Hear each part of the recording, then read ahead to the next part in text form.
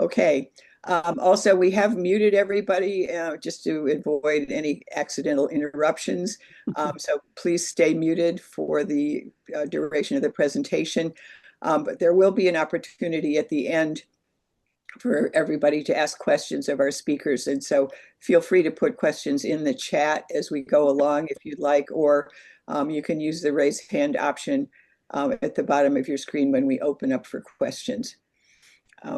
And just a little bit about each of our speakers. Some of you know at least one of them, I suspect, but not everybody does. So Ann Hayden lives in Concord, Massachusetts. Hi, Ann.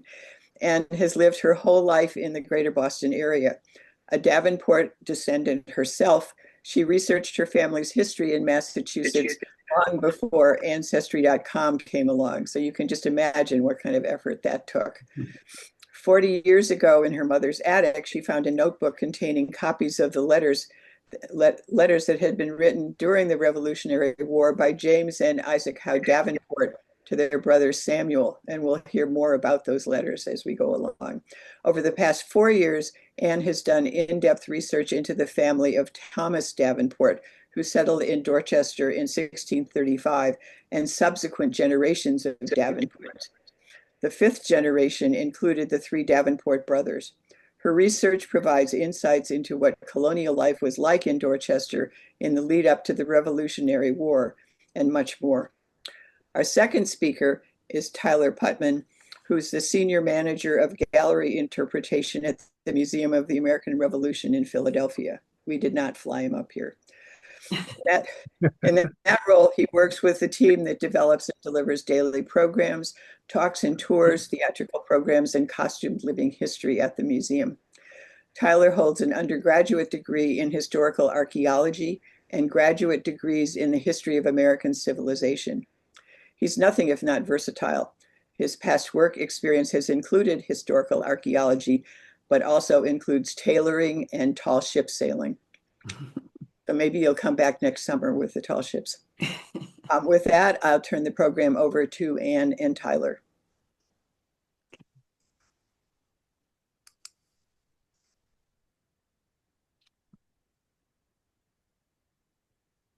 Tonight, I will talk about 3 brothers: Isaac Howe Davenport, born in 1754, Samuel Davenport, born in 1757, and James Davenport, born in 1759.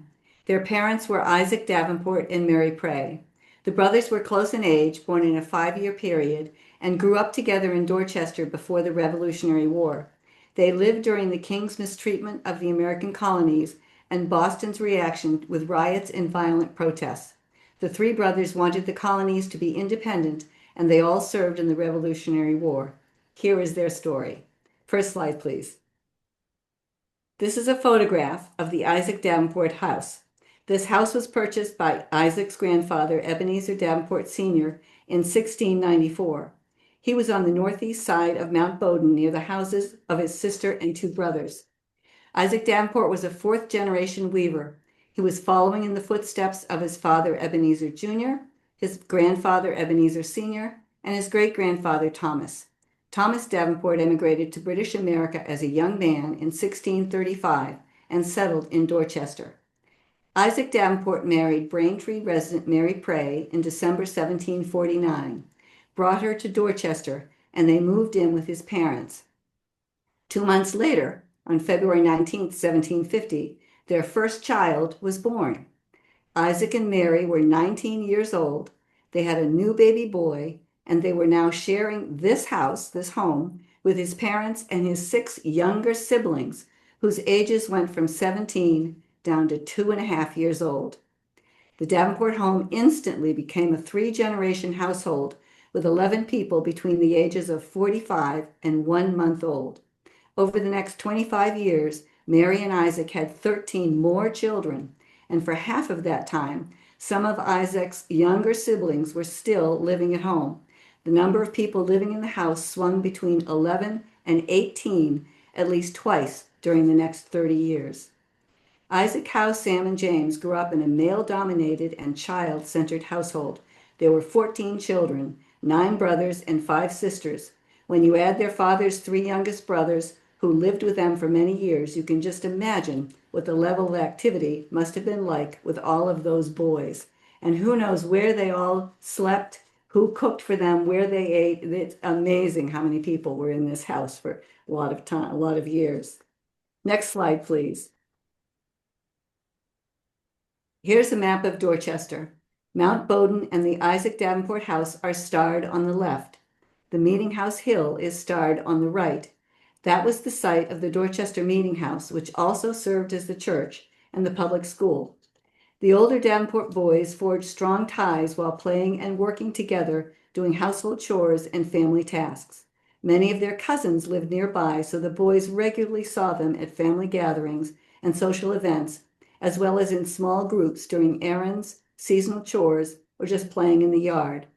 James and Sam wanted to be cordwainers, which are shoemakers. Their father's cousin, Abraham Wheeler, was a cordwainer. Abraham's mother was Mary Howe, a sister of their father's mother. She married Bostonian Samuel Wheeler, and they had 9 children. In 1747, Samuel died.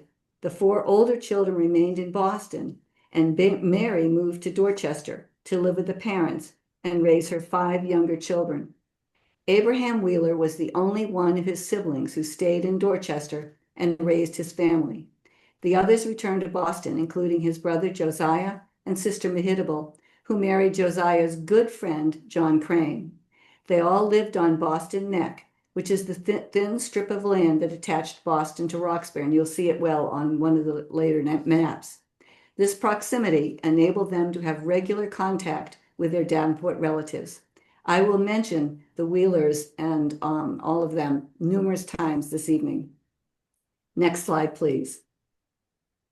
In 1765, Isaac was 10, Sam was 8, and James was 6, when the Stamp Act and several taxes on tea and other British goods was passed by Parliament. The British government was looking for ways to pay for the expensive 7 Years' War that has finally ended. This slide shows the stamp that colonists had to purchase for all legal documents and transactions.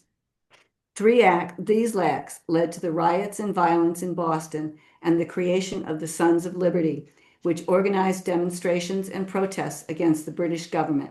The protests were successful, and the Stamp Act was repealed in 1766. Next slide, please. This slide is the famous Join or Die cartoon. Ben Franklin created it in 1754 to unite the colonies against the French and convince the British government to support a unified colonial government in America. This image became extremely powerful 10 years later when the colonies rose up against the Stamp Act and the tax on tea. Josiah Wheeler and his good friend John Crane were members of the Sons of Liberty. The Davenports knew about their involvement with this rowdy and active group. The Davenport boys must have loved hearing about the escapades of their uncles Josiah and John. The phrase, "no taxation without representation," was repeated on the streets of Boston and in local newspapers, and certainly would have been heard in the schoolyards and fields of Dorchester. Next slide, please. On August 14th, the Boston Sons of Liberty hosted a dinner celebrating the successful protests that brought about the repeal of the Stamp Act. The Boston Evening Post described the event in great detail. After first rallying around the Liberty Tree in Boston at 11 a.m., the attendees traveled by coach, chaise, or horseback to Captain Lemuel Robinson's Liberty Tree Tavern in Dorchester. Here is a painting of the tavern that the DHS has, and it's the one that's on the brick. The festivities were attended by 350 of Boston's patriots and influential men, including John Adams, John Singleton Copley, and Paul Revere. There were sumptuous meals, and orators and musicians provided entertainment. The program ended with 45 toasts interspersed with loud cheers and the firing of cannons. John Crane was one of the attendees. The next slide, please. Everyone in Dorchester knew about this dinner. Attendees arrived in the middle of the afternoon, and it took 2 hours for the caravan of 139 coaches to wend its way over Boston Neck and along Dorchester's dirt roads to Robinson's well-known tavern. On the map of Dorchester, we have highlighted the route from Boston Neck, which is the strip of land that we see here up north, across Dorchester and down the upper road, which is now known as Washington Street, to the tavern. The parade of coaches and horseback riders would have passed within view of the Davenport farm and been visible from the barnyard. This part of Dorchester was filled with fields and farms. Residents in the houses on the eastern and southern side of Mount Bowdoin and extending to Meeting House Hill would definitely have been able to watch the parade of coaches and horses. The firing of the cannons during the toast must have been heard by everyone in town. This dinner would have been the major topic of conversation in Dorchester's local shops and taverns, at church gatherings, and around dinner tables. Isaac, Hal, Sam, and James were teenagers.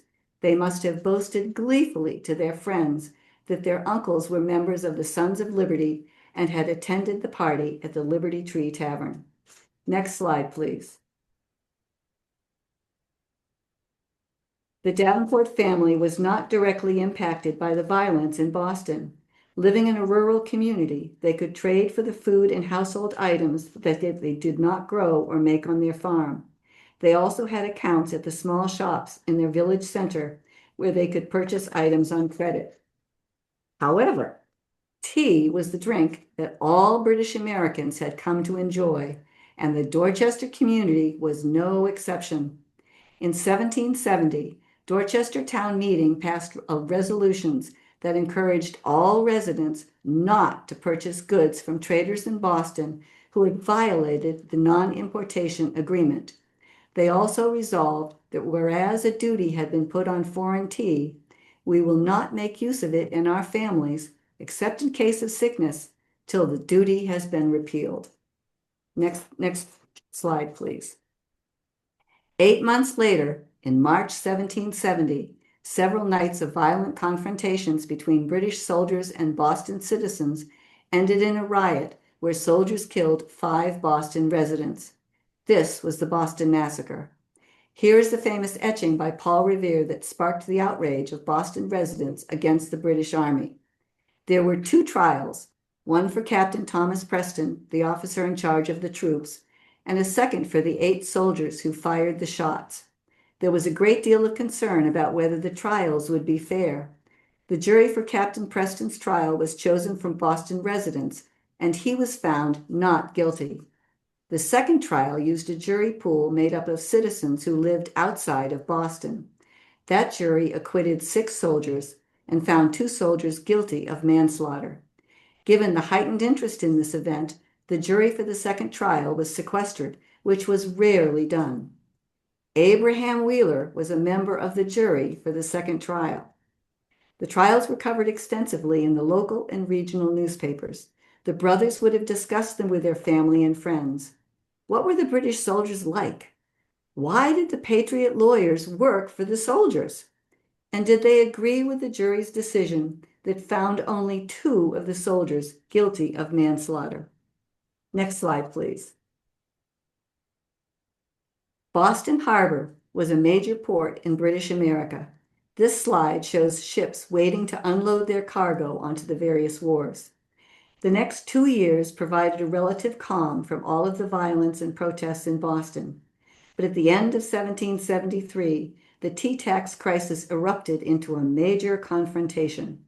In December, 3 ships arrived in Boston carrying 342 chests of tea. Customs refused to allow the tea to be unloaded until the taxes were paid.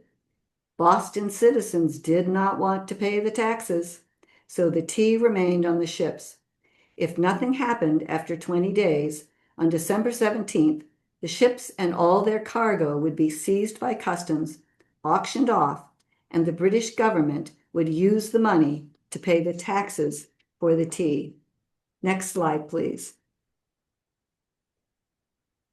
On December 16th, 1773, thousands of people from Boston gathered at Old South Meeting House to find out what would happen to the tea.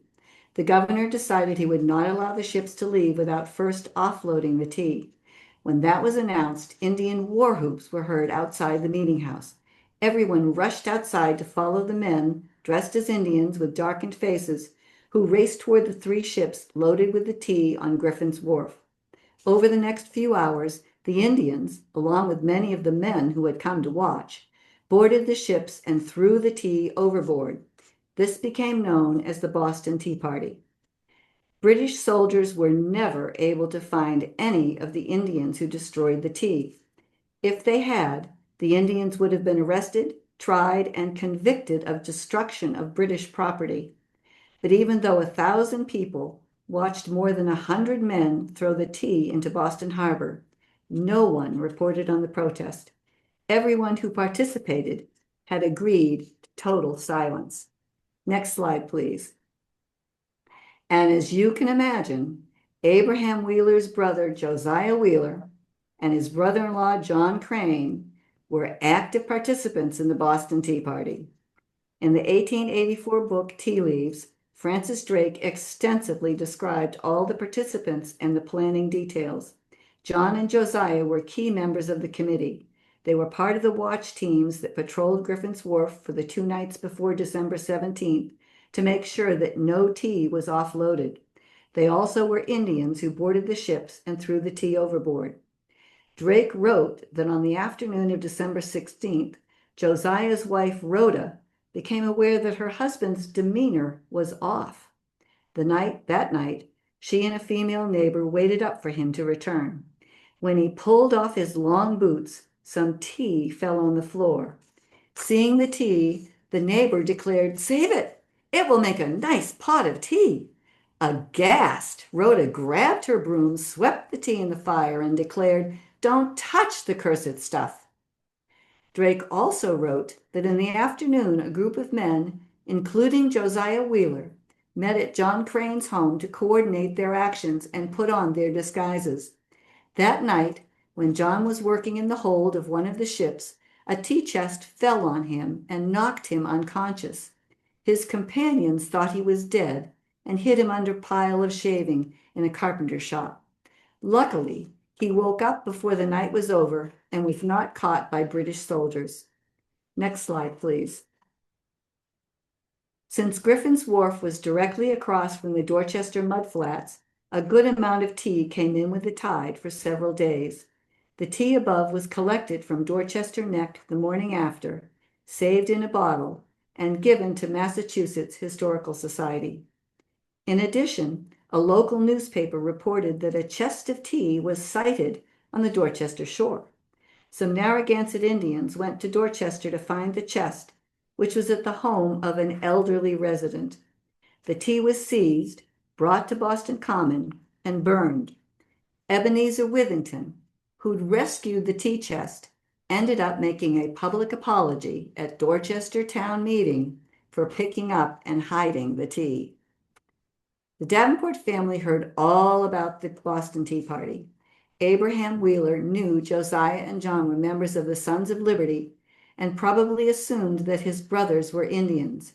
He would have told Sam, who was his apprentice at the time, who would have reported back all of the details to his family. Sam and his brothers probably debated whether any of them would have participated if they'd lived in Boston and if their parents would have let them do it. King George's reaction was to sign a series of acts that shut down the port of Boston to all trade except for food and fuel. He gave the royal governor more control over government officials and the court system, and decreed that British soldiers must be billeted in the town. These were called the Coercive Acts and resulted in a massive increase in uprisings in the colonies. Additional British regiments were sent to Boston to control the riots. They set up tents and camped on Boston Common. The Coercive Acts made living in Boston much more difficult. Many residents decided to leave while the port was closed. Josiah Wheeler and his family moved to Dorchester and probably stayed with his brother Abraham. Next slide, please.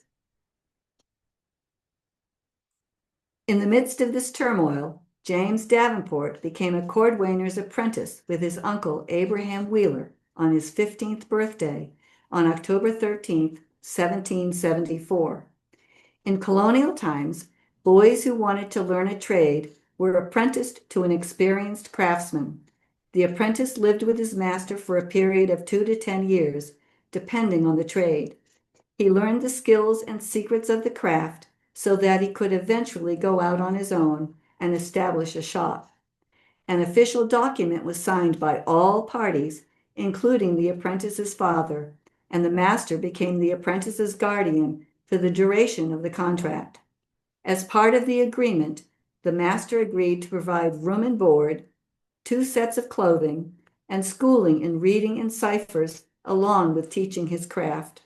The apprentice agreed to do everything that his master asked him to do and not to gamble, visit taverns or places of ill repute, or participate in illegal activity or behavior. The slide shows a cordwainer shop in colonial Williamsburg. A shop in Dorchester would have been much smaller with many fewer items for sale, and there would not have been a fireplace in the shop in Dorchester either. Next slide, please. Towns started organizing in anticipation of an armed rebellion. They already had militia companies. Now they stockpiled gunpowder and weapons and set up rigorous schedules for the training of the local companies. Abraham Wheeler was captain of a Dorchester company. His brother Josiah Wheeler, along with his nephew Samuel Davenport and Sam's brother Joseph, served in this company. There were 47 men, including 1 captain himself, 2 lieutenants, 4 sergeants, 3 drummers or fifers, and 37 privates. Joseph Davenport was one of the drummers. On March 10, 1775, the town of Dorchester passed a vote requiring every man who is capable of performing military duty to assemble on a specific day with their arms and ammunition so the town could determine who could be ready on a moment's notice to take up arms against an enemy. In the slide are several Minutemen reenactors in full gear, which the Patriots would have owned. His clothing, his gun, his leather pouch with bullets, gunpowder, and flint, and a blanket for sleeping or staying warm in the cold weather. Next slide, please. 1 month later, on April 19, 1775, the American Revolution began with the battle in Lexington and Concord. Here's a slide of an engraving of a battle at the North Bridge. Abraham Wheeler's company responded to the alarm and marched towards Concord, but it's not known if they participated in any military action. The rest of the time, they kept watch on the cannons that the British had put at the gates on Boston Neck. The regiment served for 12 days and camped in Roxbury. Next slide, please. After the battle in Concord and Lexington, the Patriot Army created a blockade around Boston that cut off its major food supplies. This was the beginning of the Siege of Boston, and for 11 months skirmishes erupted regularly between the British soldiers and American patriots. There was one major battle, the Battle of Bunker Hill. In December, General Washington developed a plan to erect fortifications on Dorchester Heights on March 5, 1776. This map of Dorchester shows where the Patriot lines were set up for the battle. You can see the 3 hills on Dorchester Heights where the 4 fortifications were erected below the Dorchester Flats. Dorchester Heights, along with the reclaimed land from the Dorchester Flats and the land between the Dorchester Point and Castle Island, are now South Boston. Washington's goal was to force British General Gage to leave Boston. On March 4th, the night before the battle, Patriot soldiers dug into the frozen ground to set up the fortifications and cannons on Dorchester Heights. Next slide, please. This slide shows the chandeliers, and those are the wooden holders that have the pointed stakes that were filled with fascines, and those are the sharp sticks that are bound together. Stacked tightly, the chandeliers would shield the Patriots from British bombs and bullets. Behind the chandeliers, the soldiers could fire their cannons at the British ships in the harbor and shoot any British soldiers who tried to climb the Dorchester hills. For 3 days, the entire Dorchester community was involved in preparations for the battle. The men in the militia companies collected the materials for these fortifications and loaded them onto wagons. The farmers located over 100 wagons and teams of oxen to cart the chandeliers and fascines to the hills. The women prepared food for the soldiers camped in their fields and the officers who were staying in their houses, and made bullets and bandages. And the children assisted their parents, ran errands, and tried to stay out of the way. For the 3 nights before March 5th, the Patriots bombed the British Navy in the harbor and the soldiers in the city to distract them from any noises or disturbances that were coming from Dorchester. The British responded with cannon fire. Abigail Adams described the bombardment to her husband John in several letters. "Hark! The house this instant shakes with the roar of the cannon," she wrote on the first night. On the third night, when the fortifications went up, she wrote, "I could see every shell that was thrown. 'Tis an incessant roar." The Adams lived in Braintree, which is the town below Dorchester. Just imagine how much louder the noise must have been in Dorchester. For 3 nights of cannon fire must have kept the entire Davenport family up for the whole night. The next slide, please.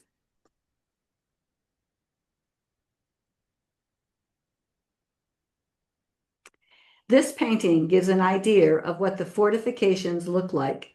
General Washington was on Dorchester Heights that morning, watching through his spyglass as the British ships full of soldiers moved into range, and you can see one ship coming up.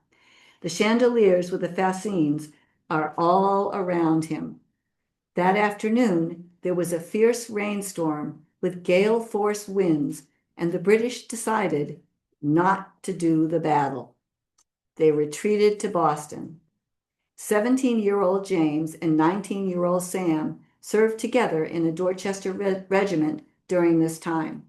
They guarded the lines around Dorchester Heights before and on March 5th, and several days later, they guarded the mouth of the Neponset River. Next slide, please. The fortifications on Dorchester Heights gave General George Washington his first victory, and it was achieved without a fight. We see him here afterwards, viewing the area with the harbor in the background. British General Gage decided that it was no longer necessary to remain in Boston. He ordered his Navy ships to remove his soldiers and British loyalists. The soldiers were transported to New York City, and the loyalists went to Nova Scotia. I will now turn the program over to Tyler Putman of the Museum of the American Revolution. Thank you so much, Anne. Anne has done the hard work for us of explaining how the Revolutionary War started, which is something that I struggled to do all the time with more or less time. And I'm joining you guys here from inside the Museum of the American Revolution. So this is the closest some of you have been or will get to visiting, but many of you may have visited. We're in Old City, Philadelphia. We're dedicated to telling a broad story about the American Revolution that talks about big ideas, but also talks about really specific human stories like that of the Davenport family. So I just wanted to say thank you to Vicki and Earl and to Anne for this opportunity, because I really like engaging with folks through this wonderful medium on Zoom. And I did want to remind you guys what Vicki said at the beginning. If you want to drop questions in the chat while we go, Vicki's going to help moderate those at the end for either Anne or me. And then at the end, we'll also give everyone an opportunity to answer questions. So Anne talked to us about where the Revolutionary War came from, what the background of the Davenport family in Dorchester was. My job is to get us from 1775 to the present. So that's going to be a wild ride. But I wanted to, if you're a novice to the Revolutionary War, I wanted you to imagine that the events Anne was talking about happened literally 250 years ago. So right now, 250 years ago, the siege of Boston is still ongoing. People do not know what's going to happen. Here in Philadelphia, the Second Continental Congress is meeting. Very few people are talking about independence as a solution. Most people think some sort of reconciliation, Commonwealth, parliamentary representation, the beneficence of George III. Something's going to happen that will pull us back from the precipice. So I just wanted to kind of put yourselves in the shoes of the Davenport family, because in hindsight, we have all the advantage. We know what happened. We know who won. We know which side we would have chosen if we wanted to win. But those loyalists Anne mentioned, they went to Nova Scotia. They believed in what they were doing. They thought they were going to win. So in 1776, George Washington leaves Boston, has a devastating series of defeats in New York. He loses New York City to the British and eventually retreats all the way down to Philadelphia. And then in late 1776, there's a series of dramatic events, the crossing of the Delaware that you've maybe seen that famous painting of, the victories for Washington's army at Trenton and Princeton in the first days of 1777, kind of revives hope in the revolutionary cause. And by this time, two of the Davenport brothers that we're going to talk about most specifically tonight are with Washington's army. So the two folks I'm going to talk about tonight are Isaac Howe Davenport and James Davenport. They were both at Valley Forge. Here, Washington's army marches into Valley Forge, much as they were painted in this wonderful oil painting by William Trago. Ragged, exhausted. Both Isaac and James were at Valley Forge. This is late in 1777. They arrive at Valley Forge. And I wanted to now kind of split their narratives so that we know these two brothers were together at Valley Forge. I'll talk about how we know that. We have some amazing sources. But I wanted to follow each of them on their own journey. So first, we're going to talk about Isaac Howe Davenport. Isaac Howe Davenport seems to have enlisted in the Continental Army shortly after Lexington and Concord. I mean, he certainly would have talked to his brothers about their experiences there. He may have been there himself. Our records are somewhat limited. He, for the first 2 years of the war, serves in George Washington's Commander-in-Chief Guard. This was an elite unit of soldiers, mounted and infantry soldiers, who guarded George Washington's person, his encampment. And in that role, he serves in a company under a man named George Lewis. And in early 1777, so right after those victories at Trenton and Princeton, he was probably present at those battles. That unit becomes part of what's called the 3rd Light Dragoons. George Baylor is the colonel, Baylor's Light Dragoons. This is a living historian portraying a member of Baylor's Dragoons. So this is what Isaac Howe Davenport would have looked like. Through the winter at Valley Forge into the next year, he fights at the Battle of Monmouth in June of 1778, one of the largest battles of the war. It's over 100 degrees. Baylor's Dragoons are there. And then in September of 1778, in North Jersey, Baylor's Dragoons are scattered across the countryside. This is a tense period. The British have retreated from Philadelphia to the safety of New York. Washington has spread his troops out, trying to gauge, what's the British next move? Are they going to advance into New Jersey? Are they going to go up the Hudson? Baylor's Dragoons, on the night of September 27th, are camped in a series of barns in Bergen County, New Jersey. And in the darkness, completely by surprise, a British light infantry unit comes upon those dragoons and in a surprise attack, massacres many of them. George Baylor is grievously wounded as he's trying to crawl out the chimney of the house where he's staying. Many of the men were bayoneted to death. Many of them survived multiple bayonet wounds, having escaped into the woods. The Continental Army organizes a big inquisition. What happened? How do we know? So we have the interviews of the men who were there, some of whom were wounded over a dozen times by British bayonets, one of whom ran 12 miles to the American encampment with a British bayonet still in his arm. He had managed to twist it off the musket of the British soldier. So Isaac Howe Davenport was there. And unfortunately, he was one of the soldiers killed at Baylor's massacre. And this is where the story gets, I think, doubly fascinating. There's an image on the left of multiple sets of human remains. These were excavated in 1967. For years, there had been this kind of old wives' story that in Bergen County, there was this Baylor's massacre, and then they buried all the soldiers in tanning vats. And people really discounted this because there weren't any tanneries around here, and they probably scattered in the woods, and why would they have buried them? In 1967, they uncovered on these properties the remains of tanning vats that weren't in the historical record. And in those tanning vats, a mass grave of Continental soldiers. These are some of those young men.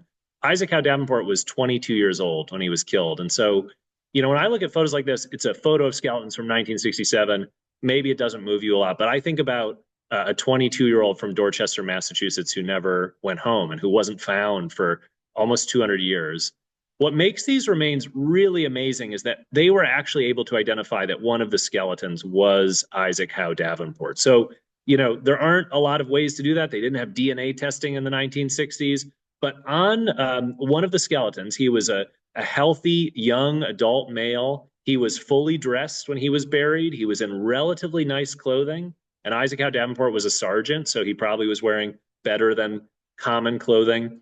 On his neck, there was a buckle kind of holding what was called a neck cloth, like a kind of decorative, like a necktie, but it's buckled on. It looked like this. This is a silver, this is the one found on that set of human remains, beautifully carved, decorated silver buckle. On the back of that neck buckle is the mark of a Boston silversmith. And in the records of that silversmith, this neck stock was purchased by Isaac Davenport before the Revolutionary War. So it's an amazing chance not just to find a group of human remains, but to know which one was Isaac Davenport. And these remains were reburied. You can visit a memorial to them in Bergen County, New Jersey. And that's where Isaac Howe Davenport's story ends. His brother, meanwhile, serves for the entire Revolutionary War. Spoilers, James Davenport survives the Revolutionary War. He serves up and down with Washington's army right until the end, right until 1783, including at West Point. This is a really amazing artistic depiction of West Point in 1782. James Davenport was there when this drawing was painted. In fact, he might even be one of these soldiers that this artist depicted in a group of men marching along. By this time in 1782, James Davenport had been in the army for 7 years. So he would have been a veteran soldier, a sergeant in a unit at this point that was part of the Marquis de Lafayette's light infantry, which I'll talk about a little later. Right after he's at West Point in August of 1782, George Washington puts his entire army on boats. He's going to practice an amphibious invasion because he thinks he's going to have to take New York City away from the British. They still hold New York. That's the only way Washington thinks the war is going to end. They end up nearby at a place called Verplank's Point. This isn't a great image, but in real life, this panoramic watercolor is over 6 feet long. It's about 10 inches high. It's drawn by an artist named Pierre Charles L'Enfant of the Continental Army encampment at Verplank's Point. This was a mile-long encampment of Continental soldiers, elaborate bowers and structures over their tents, decorative archways. When you have an army of thousands of 19-year-olds with nothing to do, you want to keep them busy, so you're going to have them build these big decorative structures. And bonus points, it's going to impress the French who are thinking about, should we stick around? Should we go to the Caribbean? What else could we be doing with our time? But I wanted to show you this image because off to the right, maybe a little hard to see here, I'll use my cursor. There's like a tree, there's an officer's tent, and in tiny little rows, there are common soldiers' tents. And you might just have to believe me that this is exactly where James Davenport was camped. There's a map showing us this little eye icon is where the artist was standing when he painted this. And it might be a little difficult to discern, but you can see right over here, it says 8M. That's the 8th Massachusetts Regiment. That's James Davenport's unit that he's in. So somewhere over in these little tiny tents in what amounts to almost like a Google Street view of the Continental Army, there's an even tinier James Davenport, pretty much bored out of his mind in late 1782, as we'll discuss. James Davenport makes it home. He marries a woman named Esther Mellish in 1784. They have 11 children. Some of you in this Zoom, I think, owe your existence to that, that he survived the war and got married. He dies in 1824. One of the really amazing things about James Davenport is he seems to have kept a wartime diary. And we know that because in this printed memorial, the address at the interment of R.W. James Davenport, published by fellow Masons, it includes excerpts from his wartime diary. That diary, as far as we know, doesn't exist, but please, check your attics like Anne has done. But we do have excerpts of his wartime diary, which are really great. And this amazing pictorial needlework on the right is called a mourning needlework. This is a needlework prepared for the family of James and Esther Davenport as a memorial to their lives. You can see there's this sort of mourning woman with an urn and a willow, and it's at Colonial Williamsburg, amazingly enough. I wanted to ask a question. Why the Davenport brothers? So for some of you tonight, that's obvious. They're your ancestors. Why? Of course, I'm interested in them. For others, why are we talking about the Davenport brothers and not the Smith brothers or the Clay brothers or the Clay sisters, right? Why the Davenport brothers?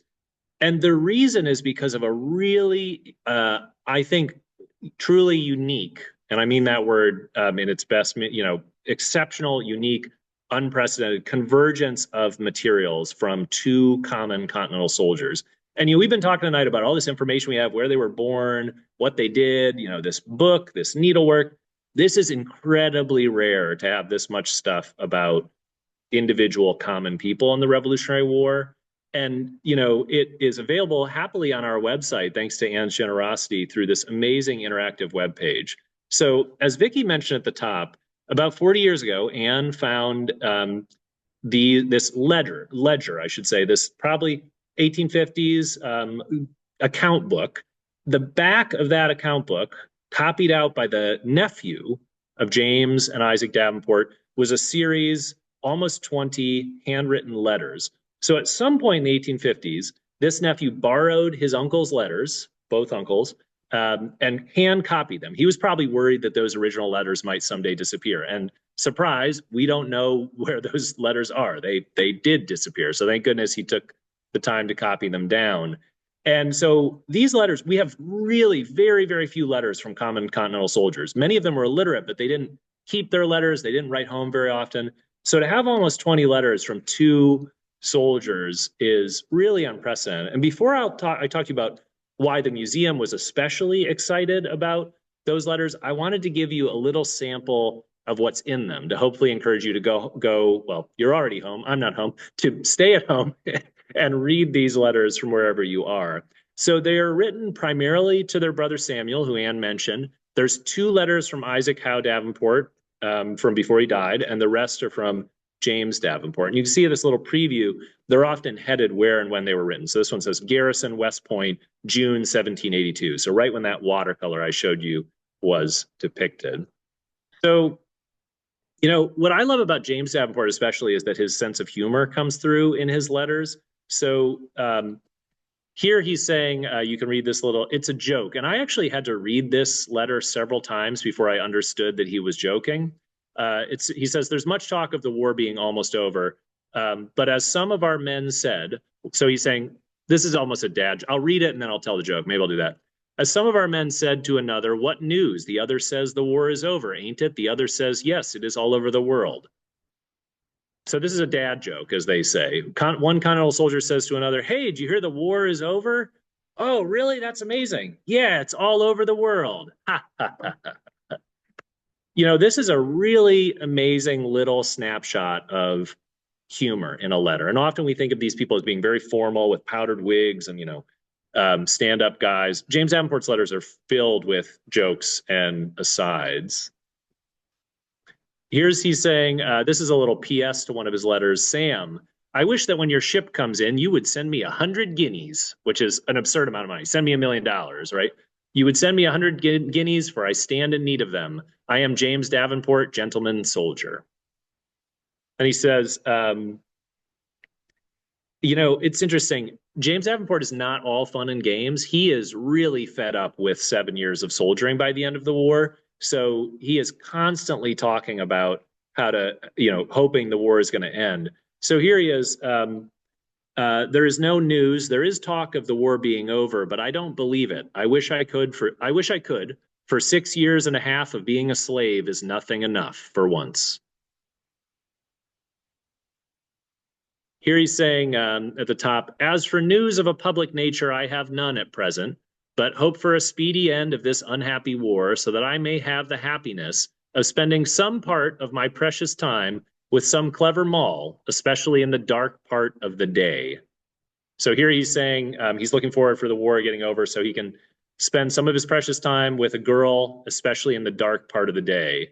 This appears in one of James Davenport's letters. And remember, he's writing to his brother. And then here's the letter he writes only about 2 weeks later. And in between those letters, he's clearly gotten a letter from home. So news is traveling like within a week. He's getting a letter, sending a letter. Here's what he says in his next letter. I received your kind letter the 7th of this month, dated March 28th. I return you my thanks for the same. As for father's reading that letter, I was very sorry for it, but if he don't like it, I can't I can't help it, as he should not look in boys' letters. So clearly his parents had opened this letter and read, what is James like learning in the army? And his answer is like, I'm sorry, but you shouldn't look in boys' letters. In one of his other letters, he says things like this: "'Tis the way the soldiers talk," which I really love imagining, like the dialogue at home and in James's letters. And I think, that's one reason that these letters are relatively candid, that there's jokes and less formal, is he's writing to his brother. He's not writing to his minister or his father or his sister. So that's another really unique chance to see how these men might have actually talked informally versus when they kind of knew their parents were going to be reading their emails or whatever they were up against. So before I show you the next slide, I wanted to explain why we are so excited about these letters at the Museum of the American Revolution. So Anne mentioned that she found these letters, and then an aunt of Anne's wrote to what was then called the Valley Forge Historical Society. This was in 1996, before the Museum of the American Revolution even existed. There was a different museum called the Valley Forge Historical Society. Eventually, that museum out at Valley Forge became this museum in Philadelphia. But in 1996, Anne's aunt wrote to the Valley Forge Historical Society. She probably actually wrote several places. And she said, hey, we found these letters. Here's a couple photocopies of a transcription that Anne had done. Do you know anything about these guys? Kind of a general research request. As far as I know, no one at the Valley Forge Historical Society answered those letters. They put them in a file. They didn't have any full-time staff at that point. They put them in a bunch of boxes. And then years later, our then curator, now president and CEO, Scott Stevenson, was reviewing the files of the institution and found these letters. And he thought, well, that's really interesting, because in the meantime, a longtime friend of Scott's, who I think is actually here on this call, named Jim Richardson of Pittsburgh, where Scott's from, had donated to the museum these incredible objects, which, believe it or not, actually belong to James Davenport. This is a chair, an easy chair, big upholstered easy chair, that he owned, a pair of andirons, which we'll look at in a little bit, and some other small objects, a spoon, a little pair of shoes I love talking about, a framed piece of continental currency that belonged to Jim Richardson's ancestor, James Davenport.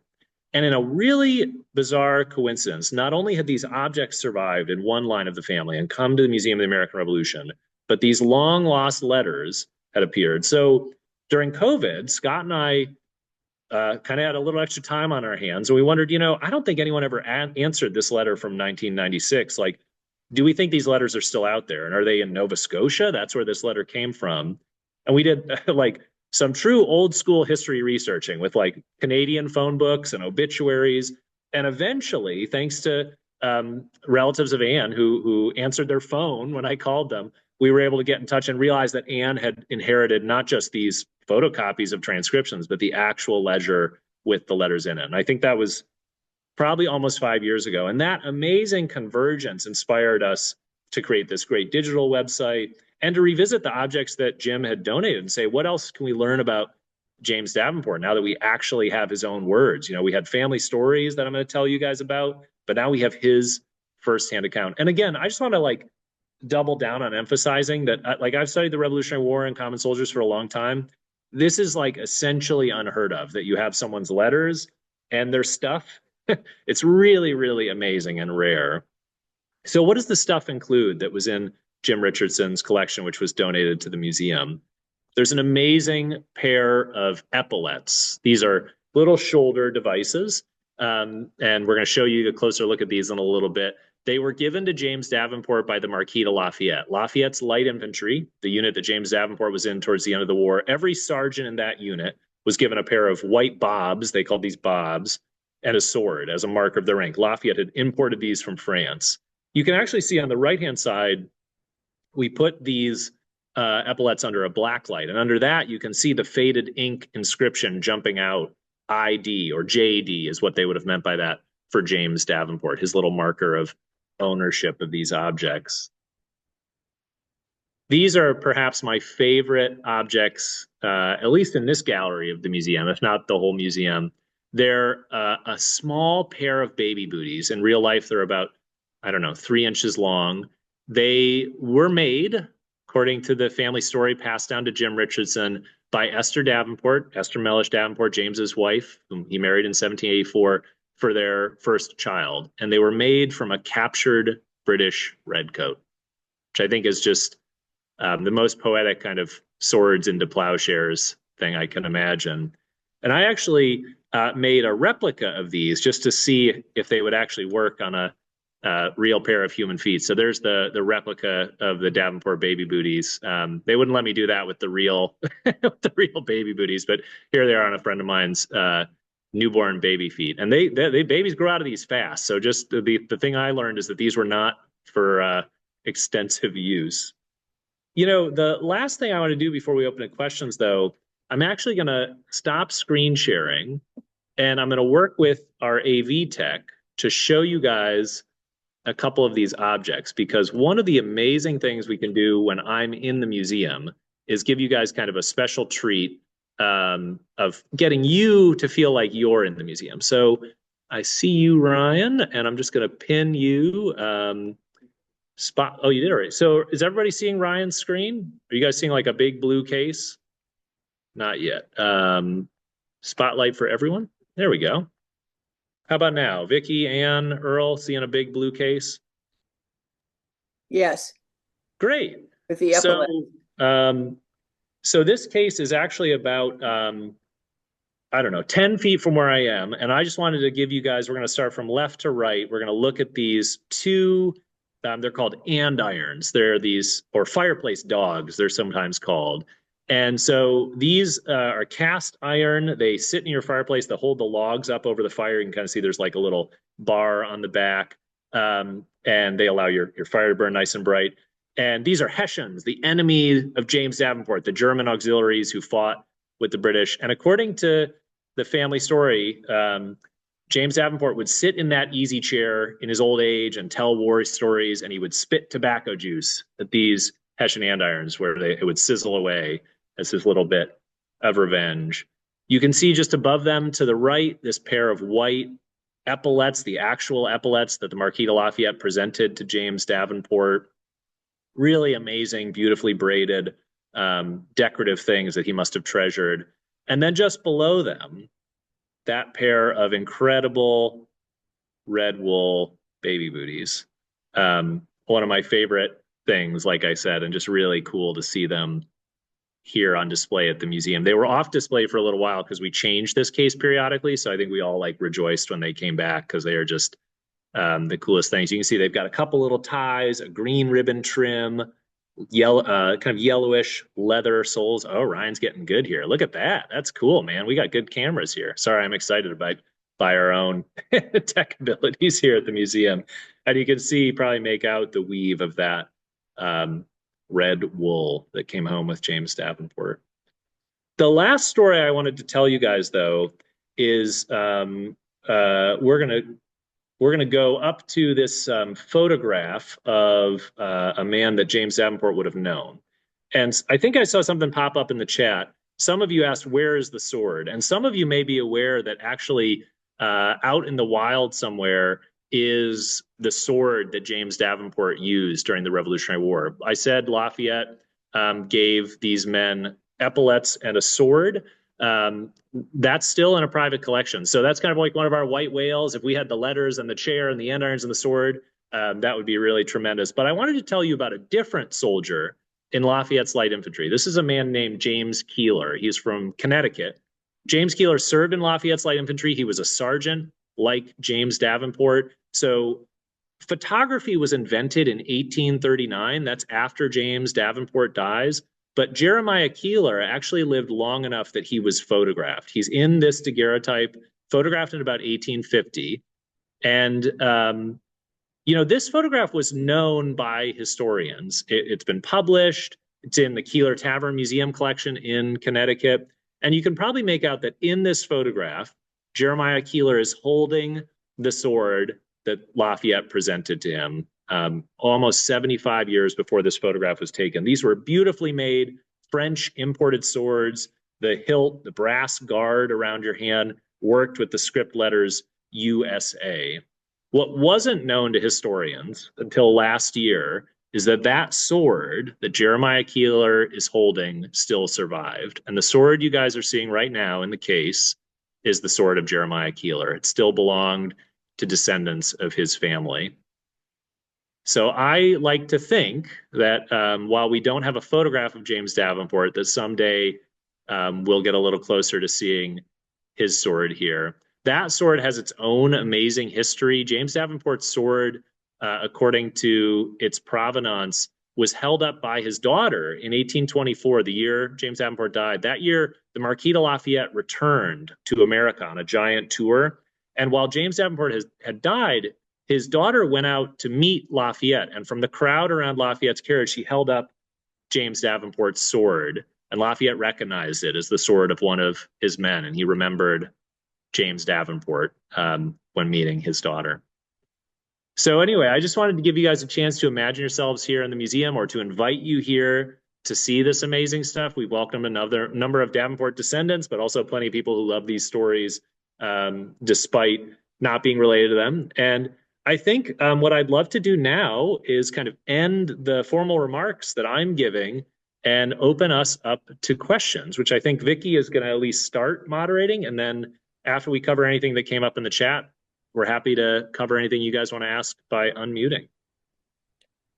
Okay, so I am unmuted. Okay, so the first question Richard Shannon asked, I would like a sense of how long it would take for British soldiers to march from Concord and Lexington back to Boston while Minutemen were shooting at them from behind stone walls. Does anyone have an answer to that?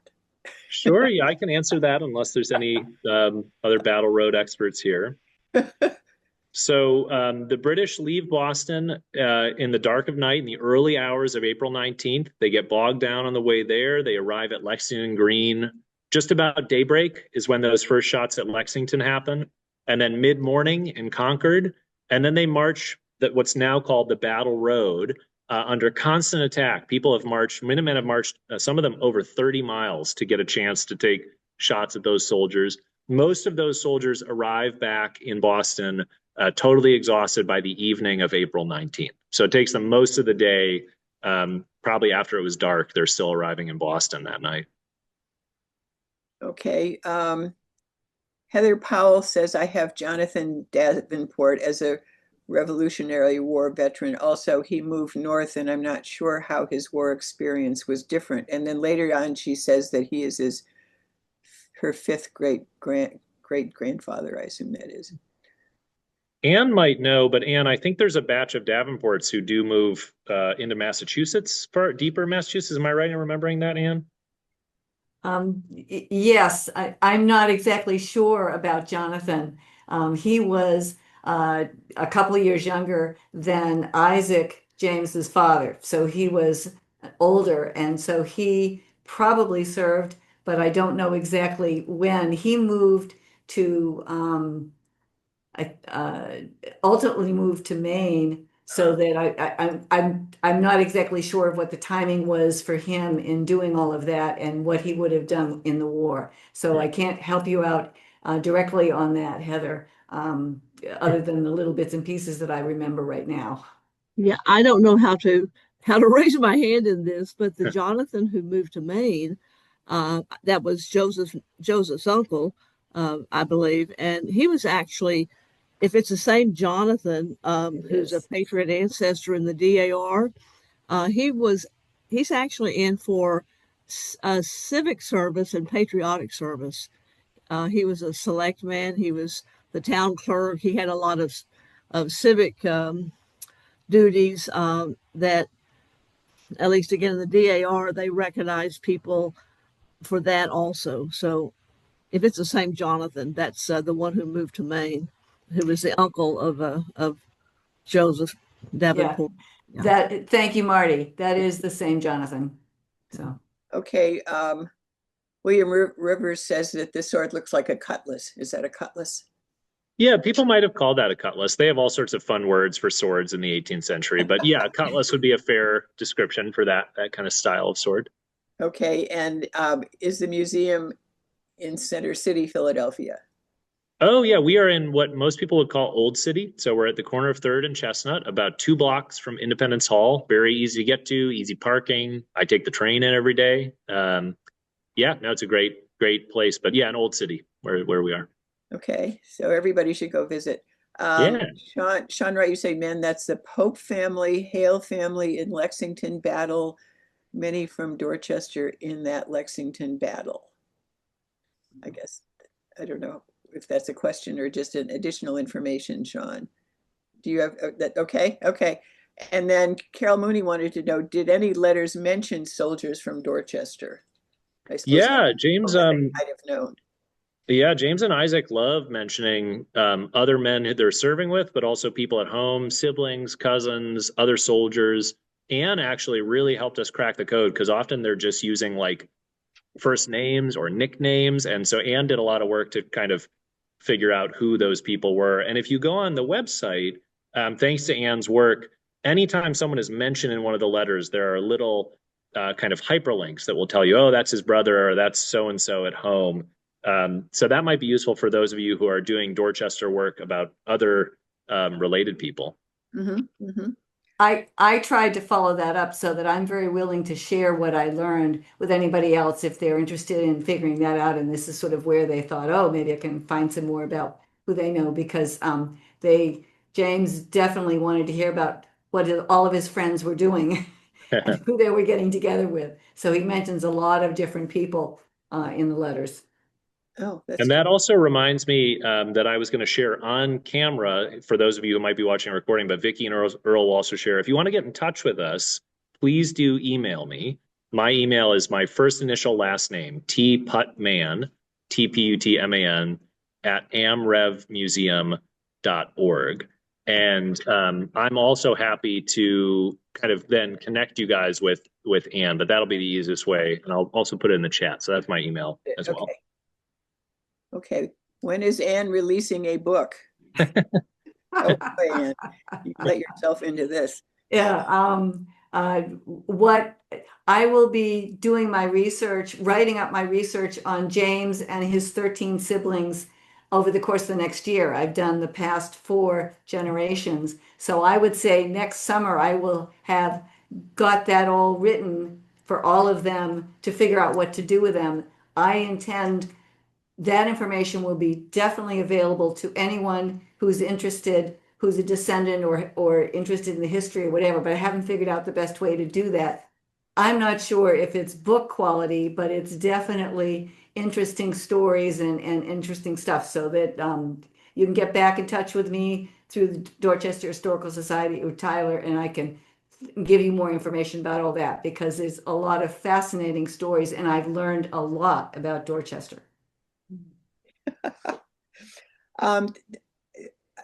I don't think anybody's raising their hand, but if anybody wants to unmute and just ask a question, that's probably I you. did. I'm sorry. I couldn't find the how to raise your hand online. Is that okay if I ask my question? Sure. I was just interested, just if Isaac died in this massacre, do we know how the letters were saved? I mean, why we have both sides of the correspondence?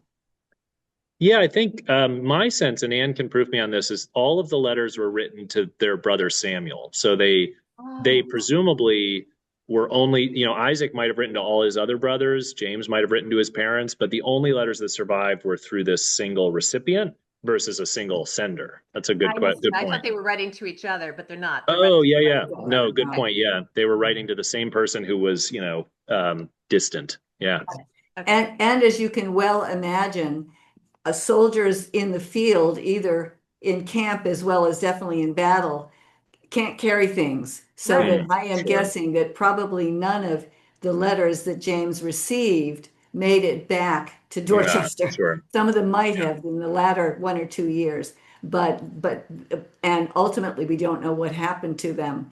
But by the time my ancestor John Davenport borrowed the letters, it was only the letters that James had sent to Sam. So it was only what Sam had.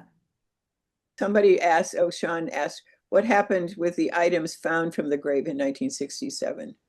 Yeah, so the human remains, the skeletons were reburied, and then super tragically, through a series of thefts, most of the objects have disappeared. So that silver stock buckle is it's not known where it is right now. So the photo I showed you guys was taken in the 60s and it was stolen. It disappeared. We don't actually know it was stolen, but it's no longer in the collection of the Bergen County Historical Society, and nor are the buttons recovered with those soldiers, other objects from the graves. They only have a couple things from that dig that have now recently kind of been recatalogued, which is, it'd be wonderful to have that stock buckle, for example, on display to help tell the story, but we don't know where it is. Okay, and Tom Gilmore says, I was amazed by the quality of both orators this evening. So Oh, thanks. goes to both of you. Thank you. Anyone else? Okay, I put in the chat. John. Oh, I'm sorry. I just have one more question for Mr. Putnam. The battles in New York with the Davenport brothers, okay, with George Washington there. To my knowledge, the Hale family and moreover Nathan Hale, like near them, do you know anything more about what happened in those New York battles? Yeah. My favorite recent book on that whole story is called The Martyr and the Traitor. It's a brilliant biography. It's actually a co-biography of Nathan Hale and then a sort of counter example on the British side. So I don't know. I mean, the Davenport certainly would have heard the Hale story. It was very common camp chatter. But if you want to learn about Nathan Hale, that's the single best work probably in like 100 years. Again, it's called The Martyr and the Traitor. Really good. Yeah, I'm going to look at that. Part of the reason why I asked that is that there's another guy from Dorchester, Edward Everett Hale, and he did a biography, and his family was descendants of that Hale. And the Davenport brothers, I think, are in that. Oh, cool. Because it's been years since I've read it, but I think they were there, which is why I asked the question. Oh, I'll look that up. Okay, I appreciate the reference. That's useful. Okay, we have another question, Richard Shannon. Where can we see a family tree of the Davenports from James up to the present? That sounds like an Ann question right there. And Richard is my second cousin. Right. Well, it sounds like you need to talk to each other. So Richard, get in touch with me. But in general, I have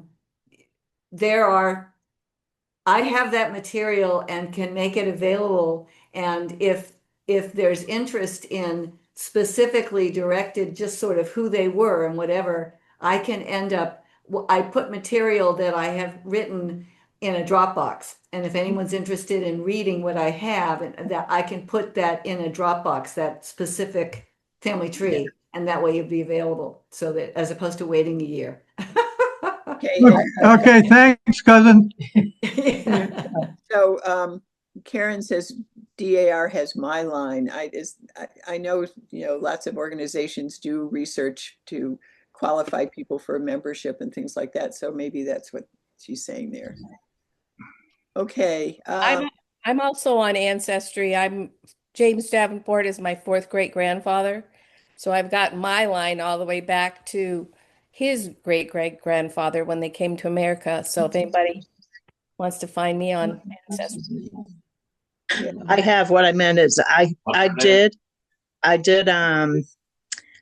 all the verification from me all the way up to James Davenport, and I installed him in the DAR as my patriot. Oh, good for you. I just tagged on to that one because I just became a member. And Patty, she's on here. She's my sister, and she's on James' line too. Awesome. And your brother's here too. Yeah, my brother's here too. He's right there. You can have a family reunion. Hi, Ann. Okay, I just wanted everybody to know that if you have questions, put them to Ann. She'll find out. I don't believe she sleeps. He's my brother. Knowing how intense she goes to work, I really don't think she's slept in the last 3 years. Well done, Ann. Well done. Okay, I think we can wrap it up. I did put in the chat where you can find the recording once it's in YouTube. You can either go to YouTube and search on Dorchester Historical Society, or the short answer is if you go to the Historical Society's website, which is simply dorchesterhistoricalsociety.org, there's a drop down that says, I think it's About Us, and then it'll say Programs and Events. If you click on that, it will take you one more step down where you will see a link to all of our YouTube channel, where you'll find this as well as all the other programs that we have recorded over the last few years. I might also add that I'm going to put my remarks along with the slides, with pictures of the slides, and I will have that in my Dropbox too. I can't send it over email because it's too thick. So if anyone's interested in sort of seeing the slides and sort of the comments about the Davenports and the lead up to the Revolutionary War, so that again is available if anyone is interested. Okay, so Bill Miller says, my wife was a DIR member and has one of the Davenports as a patriot. Her tree is on Ancestry Newton family tree. Marty says, DIR members, if you are already a member, you can add the Father Isaac Davenport as a supplemental ancestor. Okay, well, it sounds like you all need to start a chat group to talk about all of your common ancestors, which is a fascinating way to sort of, share information and get to know each other as well as the, generations move forward. So everybody's saying thank you. I think with that, we will wrap this up. Thank you, everybody, Ann and Tyler in particular. Both parts of the program were fascinating, and I'm sure many more people will be able to enjoy watching it later on, and they'll hear the comments and questions and answers as well. So thank you, everybody, very much. Everybody have a good night. And check the Historical Society's website for future programs too. Of course, we have your email, so we know how to reach you. And thank you all for coming. I look forward to everyone. Seeing many of you again. Bye-bye. Good night. Thank you.